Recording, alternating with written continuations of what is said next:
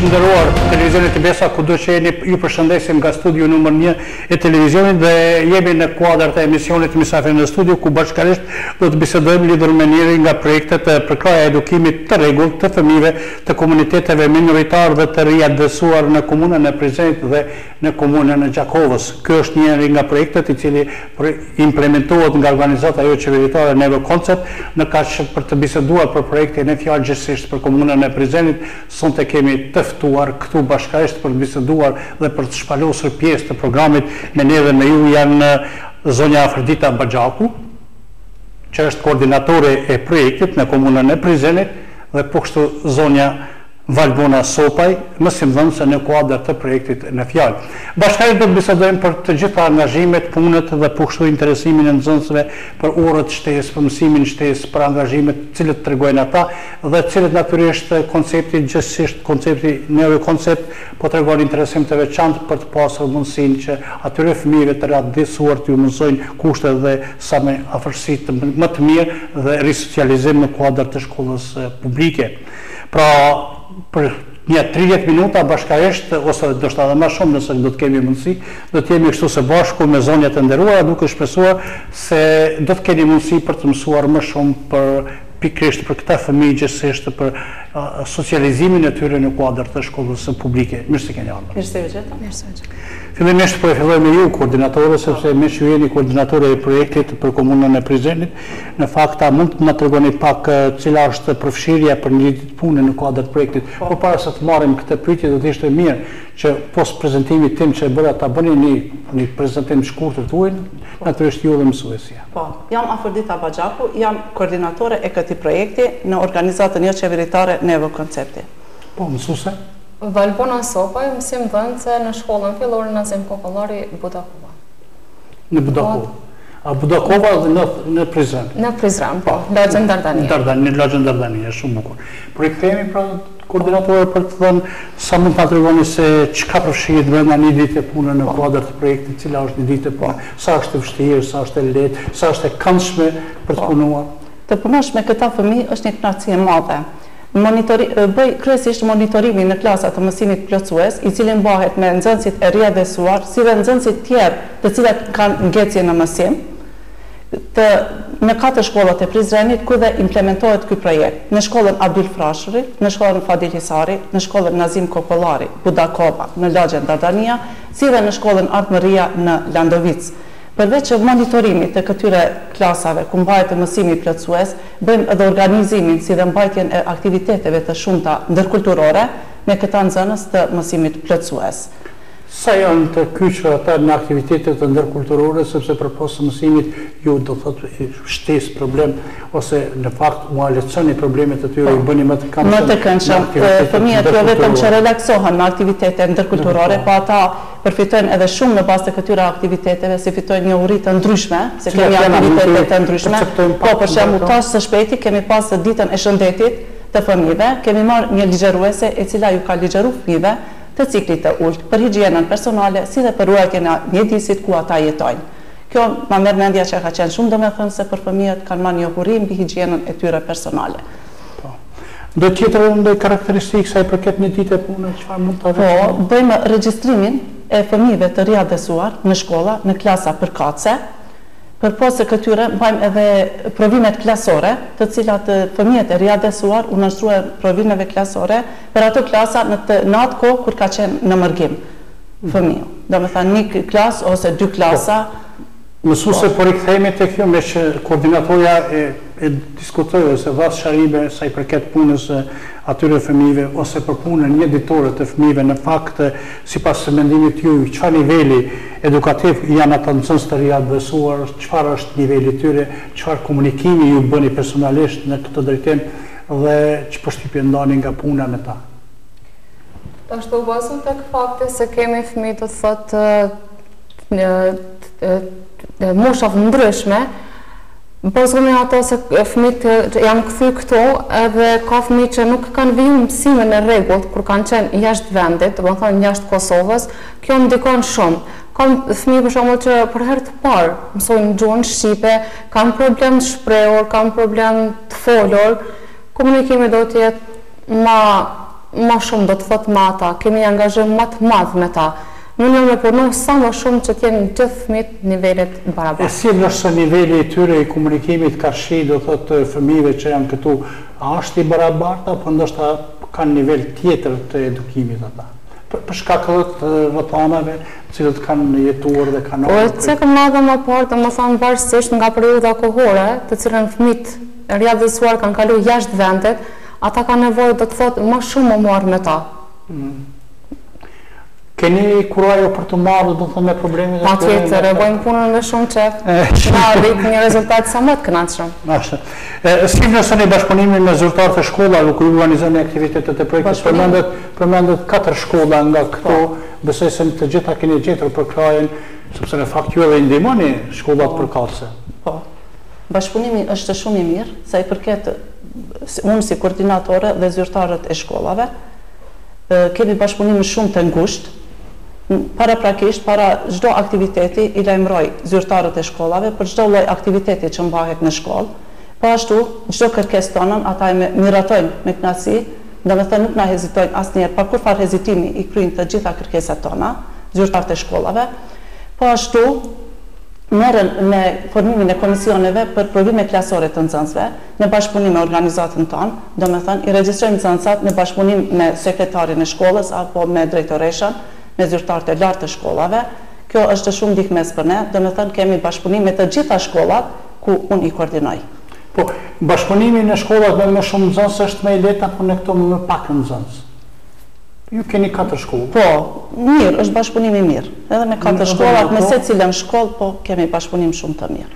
Nga këto bashkëpunime keni pasur ndonjëherë problem ose ndonjë sukses pak më të dalluar? Sukses me të dalluar, po kështu diçka ndaj problem nuk kena pas. Sa i përket nuk kemi pas sfida, jo. Derisa punohet, mund të kemi. Jo, me zyrtar, jo, nuk kemi. Kemi bashkëpunim shumë të mirë dhe kuptohemi shumë mirë.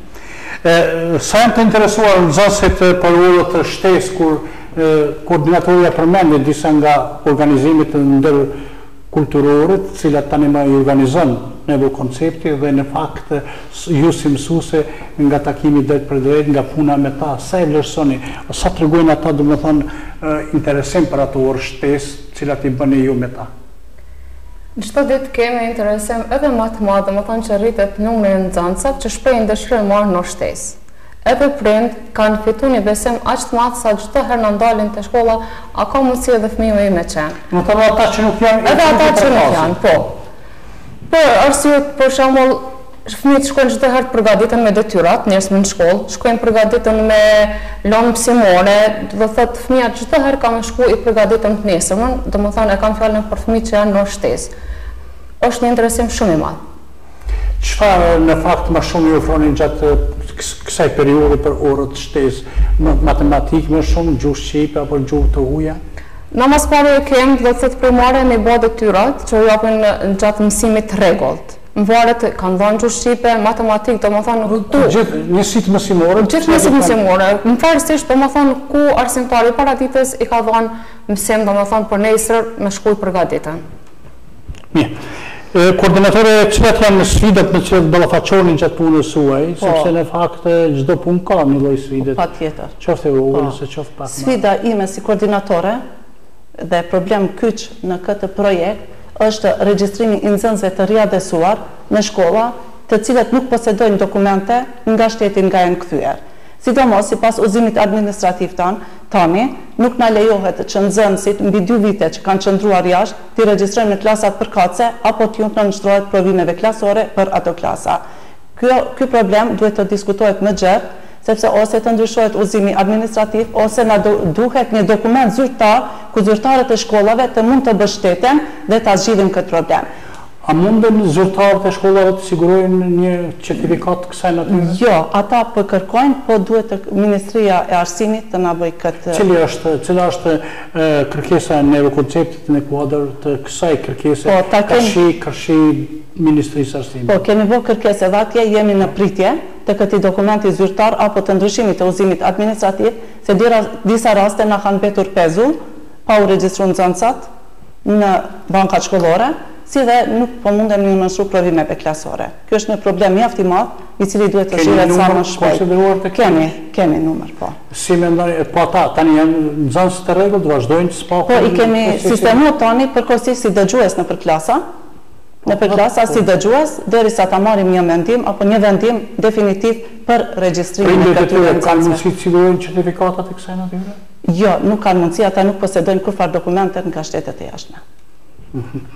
Ky është problem kyç, sidomos një problem mjaft i madh që po ballafaqohemi çdo ditë me këtë problem. A si e keni parapar, si do të mund të parkaloni ose të kaloni këtë në sfidat shumë të rëndësishme, sepse kjo është një sfidë shumë e rëndësishme, sidomos për fëmijët të mos mbesin jashtë bankave shkollore, po presim përgjigjen nga Ministria e Arsimit, ndoshta do ta marrim tani përgjigje për këtë hall, për këtë po, patjetër, edhe prindët edhe fëmijët, po. Unë jam në kontakt të vazhdueshëm me familjet e këtyre si dhe me nxënësat. Janë si dëgjuesi, kemi sistemu në përklasat përkatëse, ku kanë dasht ata me qenë në atë klasë, domethënë në klasën e 7 sipas moshës së tyre. Po. Mësuese, thatë ju se në orën shtesë tani më ka interesim shumë të shtuar, megjithatë çfarë do të mund të propozoni për ndonjë ndryshim më të mirë, më pozitiv sa i përket orëve shtesë, sidomos unë flas për me shemi duke biseduar me temën e caktuar për përkrajën e edukimit të rregullt të fëmijëve të komuniteteve minoritar dhe atyre të riadësuar.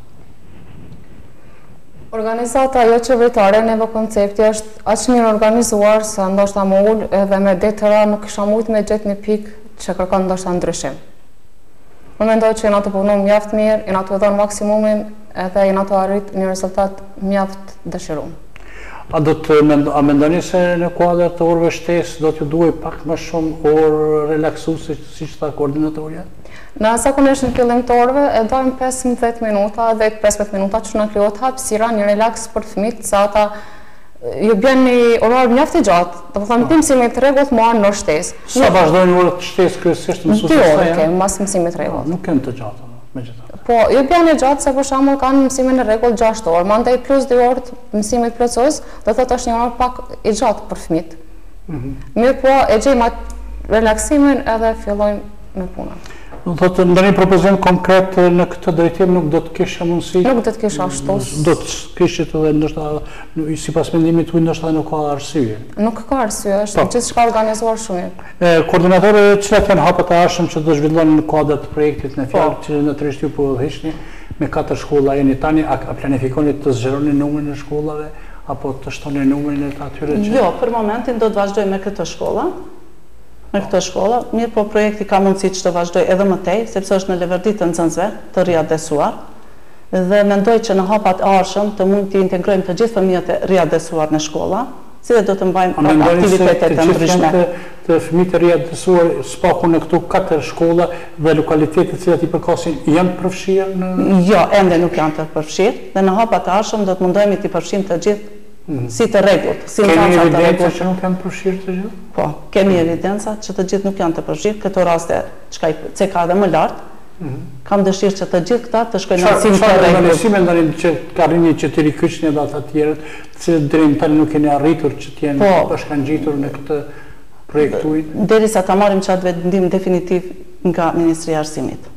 Apo bëhet trysni kushtimisht me thojza ta them trysni Ministrin e Arsimit për këtë dokumentacion? Po bëjmë, po ta shohim çfarë rezultat do të marrim. Së shpejti mendoj se do të na japin në përgjigje edhe ata dhe të integrojmë të gjithë fëmijët e riadesuar në mësim të rregullt. Jo si dëgjues, por në mësim të rregullt. Po. Për mësuesen, çfarë përparimi keni vërejtur ju si mësimdhënëse tek mësuesit të riadesuar pas kësaj periudhe të kaluar në kuadër të projektit me cilin natyrisht jeni duke implementuar? Gjatë kësaj periudhe kohore që kam punu me fëmijë, vlen të theksohet për shkrim dhe lexim, do të thotë kanë arritur një përmirësim mjaft të kënaqshëm, do të thotë shkrim dhe lexim. Ka pas nxënës që nuk kanë ditë ndoshta edhe me lidh shkronjat, por shkak se nuk kanë ditë edhe bashkëmirë të shprehen në gjuhën shqipe. Do të thotë kemi arrit një rezultat mjaft të kënaqshëm me këta nxënësa. A tregojnë, a e vreni këtë, ose a ju thonë vetë nxënësit një kënaqësi të kësaj natyre? E thojnë arsimtar të mësimit rregullt, e thojnë prind, e shohim na vetë, domethënë se fëmia në fillim ka qenë goxha me ngecje, tani është përmirësu, do të thotë është një rezultat i kënaqshëm. Po. Koordinatorët, çfarë duhet të presim të ardhmen nga projekti në fjalë dhe a mund të ky projekt të zgjerohet edhe më shumë në të mirën e këtyre fëmijëve? Ka mundësi të zgjerohet edhe më tej ky projekt. Po, Nga ky projekt pritet e ceka dhe më lart që të vazhdoj edhe më tej, dhe nga nxënësit presin më tej për rezultat gjatë mësimit të shtesë, domethënë gjatë mësimit plotësues, gjatë vazhdimit të projektit, presim rezultate më të larta të suksesit të nxënësve, vjushmëri më të madhe të nxënësve të mësimit plotësues, sidomos të nxënësve të riadesuar, kuptohet. Po, mësuese, po du t'ju marrë një opinion tuaj në fakt, keni ndonjë moment të pak më relaksues që keni pasur, ose i keni ndihmuar ndonjë rast pak më të veçantë në fëmijëve të kësaj natyre, që tani të na thoni këtu? Po, rastet ndryshojnë njëri për tjetrit. Po, natyrisht. Unë thashat në relaksuesin më të mirën. Më relaksuese është, do të thotë, gjatë zhvillimit të mësimit, merr një nxënës lexoj, do thotë kam fjalën për fëmijët e riadesuar, ose thotë një gabim ose një diçka, apo vjen edhe del jashtë atij seriozitetit, apo them pse më bëhet një farë atmosfere e këndshme, atë pse fëmia nuk mujti edhe me thonë, edhe ai vet ulet edhe thotë, "O, mësuese e gabova." Do thotë pranimi me një farë formë edhe... Po, e pranon që adhe nuk thotë, e mendomi mandej e përmirësoj. Koordinatore, nga puna juaj dhe është natyrisht po shihet se keni një përkushtim të më të madh dhe më të devotshëm për këtë. Megjithatë, çfarë mund të ju mbajë ose cili është ai momenti më pozitiv që mbani mend ndonjë rast që i keni ndihmuar fëmijëve të kësaj natyre, pak më i veçantë si rast, çfarë do të veçonit? Kënaqësi më të madhe në këto raste ndjej kur fëmia ndihet mirë, sidomos kur regjistrohet në shkollë, kur vjen një fëmijë i riadesuar dhe ne mund t'i bëjmë zgjidhje si organizat, veçanërisht unë si koordinatore. Atëherë e ndjej veten shumë të lumtur që kam mujt të bëj zgjidhje. Ke pasur raste të tilla? Po, kam pasur raste të tilla, edhe familjare. Po, familjare, po, edhe falënderime nga nxënësit. Kjo është kënaqësi për mua kur muj me mbrit qëllimin që një fëmijë të ulet në bankat shkollore, ta vazhdoj shkollimin si gjithë moshatarët e tij. Kjo dhe për faktin se i përkesni pikrisht lëmis mësimore, si që njësoj i përket edhe mësusja. Mësusja në fundin mesazhi juaj për fund për punën, për angazhimin e këtyre fëmijëve, për punën tuaj me këta fëmijë. Unë kisha lutë gjithë fëmijën, sidomos shkollës fillore ku morën atë themelin e edukimit, punojnë sa më shumë. Gjithë prindit jenë një kujdes maksimal për fëmijët e tyre. Punojnë sa më shumë me fëmijë. Sa më të kënaqur ka shi punës me fëmijë, me prindërit e tyre, me familjarët e atyre fëmijëve? Jemi të kënaqur, është domethënë për lakmi se prindët angazhohen shumë për fëmijët. Ama është një fakt që unë e kam vret edhe që me gjithë forca do isha mundu me ndryshu që fëmijët përdorin shumë teknologjinë. Kjo është për telefona, tabloidet, kompjuter, do të thotë kalojnë shumicën e kohës në këto. E kisha lutë gjithë. Mësuese, këtë përbojnë edhe të rriturit. Përbojnë edhe të rriturit, ama është një ves i keq që duhet me hekë. Koordinatore, mesazhi juaj cili do të ishte për punën, për angazhimin, për sfidat dhe natyrisht për sukseset, sepse mesazhi zakonisht bëhet kur njeriu ndjehet me sukses dhe kur një histori suksesi mund të shpjegohet. Një mesazh e kam për të gjithë fëmijët, që të gjithë të shkollohen, që nga arsimi fillor deri në nivelet më të larta të arsimimit, dhe të mos braktiset shkolla për asnjë arsye, sepse shkollimi është i hap dyert e një të ardhme sa më të mirë. Po, jo rastisht nështë e lash këtë përfund një pyetje për të dyert, në fakt çfarë u dashur sot i thuni fëmijëve që ju përcjellin dhe televizionistëve tonë që unë nuk e pyeta ose që nuk e patëm në kuadër të pyetjeve tona. Ka diçka të veçantë që mund t'ju përcjellni? Jo. Ja, diçka të veçantë. Jo. Mirë, ju falenderit shumë që ishit me ne. Falenderit edhe për ju. Falenderit edhe për juve. Po, miq të nderuar të televizionit i Besa, ky ishte pra programi me cilin bashkërisht bashkëbiseduam me dy zonja të nderuara, Afërdita Baxhakun dhe Valbona Sopaj, e para koordinatore e projektit për komunën e Prizrenit në kuadër të implementimit të organizatës së qeveritare Nev Komerc dhe natyrisht koncept dhe natyrisht në kuadër të kësaj dhe me zonjën Valbona Sopaj, mësimdhënëse që në kuadër të projektit Nevo Koncept bashkërisht po japin kontributin e tyre të çmuar për fëmijët, sidomos ata të riadesuar, dhe ajo që vlen me rëndësi, siç tha dhe mësuesja dhe koordinatoria dha mesazhin se pa të ardhmë pa shkollë nuk kanë fëmijë të ardhmen, dhe kaq që mësuesja tha se ndihet shumë krenare në momentet e caktuara kur këta fëmijë arrin që spaku sheh nga fakti se ata nëse s'kan arritur t'i lidhin shkronjat, tani më jo vetëm që i lidhin, por dhe shkruajnë bukur dhe natyrisht janë socializuar me fëmijët e shkollave të rregullta. Deri në emisionin tjetër të radhës, mirëmbëjtje, faleminderit që ishit me ne.